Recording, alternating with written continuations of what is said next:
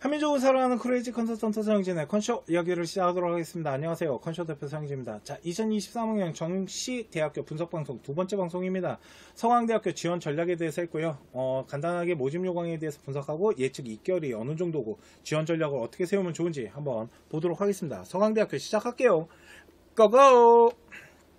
자, 서강대학교는 모집 라인을 보실 때요, 인문과 인문자연 그리고 자연계학교로 나눠져 있습니다. 인문 같은 경우는 일단 문과라고 봐야 되고요, 인문자연은 문과랑 이과를 섞어 놨습니다.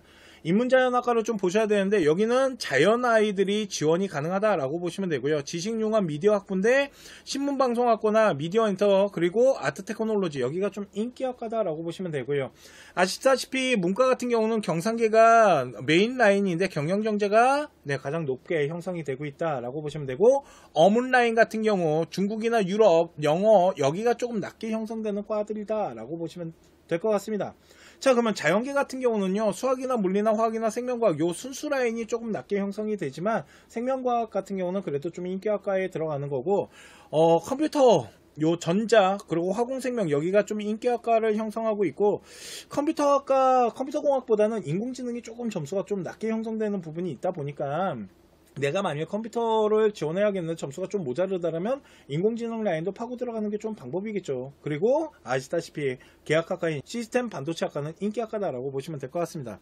자, 그런데 요거를 왜 보여드리냐면, 아이들을 선발하는 데 있어서 인문이나 인문자열 요 두 개의 라인, 여기 같은 경우는 요 두 개죠. 요 두 개 라인은요, 국어나 수학이나 영어 탐구인데 이 탐구가 사회랑 과학을 다 반영을 합니다. 그러니까 여기는 뭐가 쉽게 이루어질 수 있냐면 교차 지원 라인과 그리고 이과 아이들이 여기도 교차가 가능하다라는 건데, 그죠? 그런데 자연계열을 좀 보도록 할게요. 순수 자연계열 같은 경우는 첫 번째 미적과 기하를 봐야 된답니다. 그러니까 문과 아이들이 올 수 있는 길이 일단 끊겼어요. 왜? 화통을 봤기 때문에. 근데 우리 아이가 미적을 봤어요. 그러나 뭐가 들어가야 된다? 과학이. 미적만 보면 안 되고요, 사탐을 버리고 과탐을 봐야 되거든요. 그러니까 문과 아이들이 자연계로 교차하기는 생각보다 쉽지 않다라고 봐야 되고요. 인문자연이 저렇게 같이 모여 있어요. 근데 아이들이 또 선호하는 과들이야. 그러니까 생각보다 교차 지원이 일어날 때 경영경제뿐만 아니라 저 지식융합 미디어학부도 한번 체크할 필요가 있다라고 보시면 돼요. 자, 정리를 해봅시다. 인문이 있고요, 인문자연이 있고 자연이 있습니다. 인문자연 같은 경우는 인문계랑 둘 다 왔다 갔다 하면서 교차를 할 수 있는데, 자연 같은 경우도 인문계로는 교차가 가능하다라고 보시면 돼요. 그리고 자연계 아이는 당연히 인문자연으로도 교차가 가능하겠죠. 근데 문제는 뭐다? 화살표가 인문에서 내려오는 건 없다. 쉽게 말해서 인문 아이들이 이쪽으로는 교차가 가능하지만 저 같으면 교차를 안 할 것 같아요. 왜? 요 자연 아이들이 점수대를 어느 정도 가져갈 수 있기 때문에. 두 번째, 자연 쪽으로 교차는 아예 안 돼요. 그러니까 요 라인들, 그러니까 문과 아이들은 어디를 지원하는 게 가장 유리하다? 인문이라고 써져 있는데 지원하는 게 가장 유리하다라고 보시면 될 것 같습니다. 이해가시죠? 자, 그러면 서강대학교 정시 모집을 좀 보도록 할게요. 보시면은요, 뭘 보셔야 되냐면 바로 영어와 탐구입니다. 아이들을 선발하는 데 있어서 가중치 비중이라는 게 있는데, 솔직히 서강대학교는 문과, 이과 합쳐가지고 수학에 대한 비중이 가장 높습니다. 그래서 교차 지원을 하게 되면 이과 아이들이 문과 아이들을 잡을 수 있는 확률도 높아지는 거고요. 왜? 미적이나 기하 본 아이들, 특히 미적 본 아이들이 화통 본 아이들보다는 표점이나 이런 게 좀 높게 형성될 수 있기 때문에. 근데 무려 43.3%나 먹고 들어가는 데다가 국어나 수학을 같이 하게 되잖아요. 그러면 무려 80%입니다. 그죠? 그러다 보니까 국어, 수학 잘 본 아이들이 유리한 거죠. 그러면 우리 아이가 만약 국어나 수학을 잘 봤는데 탐구 점수가 좀 낮아요. 일명 11133이죠. 이런 경우는 서강대학교부터 한번 계산을 해볼 필요가 있겠죠. 또 하나가 있습니다. 우리 아이가 만약 영어를 3등급 가져왔어요. 그런데 서강대학교는 아시다시피 1등급부터 3등급 사이에 점수 차가 거의 벌어지지 않습니다. 4등급도 마찬가지지만.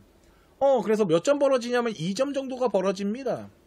그러다 보니까 국어랑 수학을 진짜 잘 보잖아요. 그러면 비중이 워낙 높다 보니까 저 영어 못 본 부분을 좀 커버칠 수가, 그러니까 좀 이렇게 만회할 수 있다? 그러면 국어랑 수학을 얼마나 잘 보냐에 따라서 서강대학교를 지원하는데 우리 아이의 성적대가 바뀌겠죠. 그러니까 성균관대학교 라인이랑 서강대학교 라인은 아이들을 선발하고자 하는 기준선이 좀 틀리다 보니까 무조건 성균관대학교 합격한다고 서강대학교로 합격하는 게 아니고요. 서강대학교 합격한다라고 그래서 성균관대학교를 무조건 합격하는 게 아닙니다. 우리 아이한테 어느 학교가 더 유리하게 계산이 되는지를 봐야 돼요. 그러면 우리 아이가 국어 수학 점수가 좋은데 영어나 탐구 점수가 좀 낮다라면 제일 먼저 서강대학교부터 찾아봐야겠죠. 이해가십니까? 자, 또 하나가 있습니다. 2022학년에 비해서 2023학년에 정시를 봤을 때 표준 점수를 하는 학교들이 있잖아요. 근데 최고점의 표준 점수가 좀 변화가 일어났고 2022학년보다 2023학년에 표준 점수가 조금 낮게 형성이 됐습니다. 그런데 그게 꼭 최고 점수만 그런 게 아니고요. 저희가 분포를 아직은 가채점 갖고 했지만 분포대를 계산을 해봤을 때는 등급별로 조금 점수대가 차이가 난다. 그래서 그걸 한번 계산을 해봤습니다. 어느 정도 입결이 변화가 있을 건지. 자, 이 최초합이라는 게 뭐냐면 우리 아이가 대학을 가는 데 있어서 안정권이다 라고 보시면 되고요. 요 추합권 앞부분으로 뭐가 형성되는 거냐면 적정선이 형성되는 겁니다. 그리고 추합 70부터 100 사이를 우리가 뭐라고 하냐면 도정권을 형성합니다 라고 해갖고요. 이렇게 상중하 라인을 짜게 되는 건데 오늘 제가 보여드릴 데이터는 바로 70% 컷, 요거를 가지고 2022 데이터와 2023학년 저희 컨쇼가 계산한 데이터를 한번 비교해 보도록 하겠습니다. 그러니까 2023학년 같은 경우도 빠지는 데이터를 좀 계산했다라는 거죠.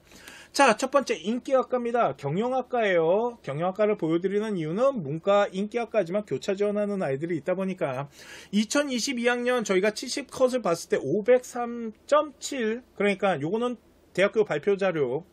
그런데 2023학년 표점을 가지고 계산했을 때 500점 정도가 나옵니다. 그러니까 3.7 정도가 빠져요. 근데 환산 점수 3.7 진짜 큰 겁니다. 그러다 보니까 작년 기준으로 뒤로 빠지는 데이터가 생각보다 2022보다 조금 더 빠질 수 있다는 거죠. 이해 가십니까? 자, 또 하나가 있습니다. 유럽 문화 비인기과예요. 2022학년 대학교가 발표한 데이터는 498.7점입니다. 근데 저희가 컨쇼 데이터를 좀 분석을 해보고 지금 저희 정시혁명 프로그램 지금 구성하고 있습니다. 12월 12일날 이제 다운로드 받으실 수 있게끔 해드릴 거고 지금 사전 예약 받고 있잖아요. 사전 예약 받으면 아시죠? 저렴한 거. 가격을 네, 많이 낮췄죠. 그래서 사전 예약을 받고 있는데 생각보다 되게 많은 분들이 지금 이용해주고 계십니다. 그거 지금 저희가 이제 데이터를 구성하다 보니까 그때 서강대학교를 좀 미리 데이터를 구성을 했었는데 그때 나온 점수가 2023학년 496.3. 점수가 조금 내려가네요. 근데 경영보다는 조금 폭이 좁네요. 뭐 이런 부분들. 그래서 유럽 문화 같은 경우도 점수대가 조금 낮아지고 있다라고 보시면 되고요. 자, 그러면 자연계 하나 볼게요. 생명과학과입니다. 네, 솔직히 생명과학과가 수시대만큼 인기과는 아니에요. 컴퓨터나 전자 이쪽이 더 인기과 라인을 구성할 수도 있는데 일단은 생명과학과를 70컷을 봤을 때 2022학년 기준 503.41. 그런데 2023으로 계산했을 때 500.5. 그러니까 점수가 빠지죠. 한 3점 정도, 한 3점 좀 모자르게 빠지네요. 그죠? 2점대 거의 후반으로. 그러니까 생각보다 환산 점수가 좀 빠진다라는 거예요. 왜? 표점이 달라졌거든요. 표점이 달라졌기 때문에 그거에 대한 분포를 가지고 계산을 했을 때 이 정도 점수대가 형성돼요. 이렇게 했더니 그런 얘기를 합니다. 아니, 컨쇼는 정규 분포 그러지 않지 않나요? 저희만 이럴 것 같으십니까? 저희만 이런 게 아닙니다. 잘 나간다는 메이저나 아니면 그러니까 이런 프로그램 만드는 지금 업체들 계산하는 것들을 다 분석해 보잖아요. 다 이렇게 나와요. 왜? 표준 점수가 낮아졌거든. 그러니까 근데 이게 어느 폭까지 낮아지고 어느 정도 선까지 넓혀지는지 이런 것들을 이제 계산하는 게 전문가의 힘인 거죠. 그런 거 잘하는 데가 어디다? 컨쇼. 그래서 정시혁명도 저희가 제공을 해드리고 있으니까 컨쇼 에드 홈페이지에 오셔갖고 정시혁명 사전 예약하시면 좋을 것 같고요. 이 정도 점수대가 좀 낮아지니까 작년 입결을 기준으로 하실 필요는 없으십니다. 이번 년 입결을 기준으로 우리 아이가 어느 정도 대학 라인을 구성한지, 서강대학교로 우리 아이가 어느 정도 뭐 추합권인지 아니면 최초합 라인에 어느 정도 적정 라인을 형성하고 있는지를 다 계산하셔갖고 대학 라인을 구성하시면 좋을 것 같습니다. 자, 오늘 방송은 여기까지 하도록 하고요. 지금까지 합격을 아는 DNA 서영진이었습니다. 데이터는 거짓말을 하지 않습니다.